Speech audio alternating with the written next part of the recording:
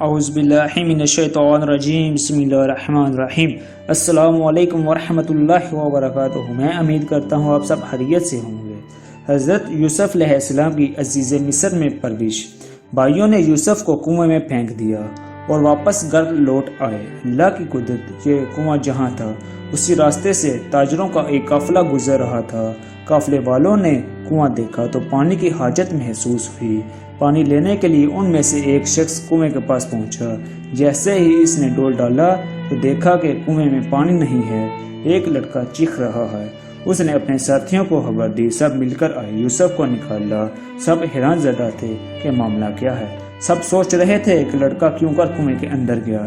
قدیم زمانے میں انسان کی خرید و فروخت ہوا کرتی تھی، جو کسی بھی آدمی کو خریدتا اسے غلام بنا کر اپنے پاس رکھتا اور محنت و مشقت کرواتا، ظلم ستم بھی کرتے۔ چنانچہ یہ قافلہ مدین سے مصر کی طرف جا رہا تھا۔ قافلے والوں نے آپس میں کہا اس لڑکے کو فروخت کر کے کافی منافع حاصل کریں گے۔ پھر قافلے والے یوسف کو مصر لے گئے۔ کہتے ہیں مصر کے ایک بادشاہ کا وزیر تھا جسے عزیز مصر کہتے ہیں۔ مصر میں اسے بادشاہ کے بعد پورے اختیارات حاصل تھے، خزانے کا محکمہ بھی اسی کے پاس تھا۔ اس نے قافلے والوں سے بہت ہی کم معاوضہ دے کر اسے خرید لیا۔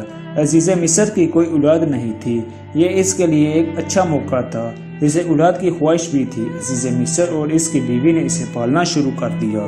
حضرت یوسف علیہ السلام کی عمر جب 18 سال ہوئی اور اس میں سمجھداری پیدا ہوئی تو اسے گھر میں پورے اختیارات حاصل ہو گئے۔ ایسا معلوم ہوتا تھا کہ یہی عزیز مصر کا حقیقی بیٹا ہے۔ اس کی پرورش بھی اولاد کی طرح ہوئی۔ حضرت یوسف علیہ السلام بعض کاموں میں عزیز مصر کے ہاتھ بٹاتے، لیکن صاحب حیثیت گھرانے میں پرورش پانے کے اسباب مزاج عادتیں میں تبدیلی آنے لگی۔ انتظامی امور کو انجام دینے کی تربیت بھی حاصل کی۔ نیکی اور پرہیزگاری میں بھی ایک مثالی حیثیت رکھتے تھے۔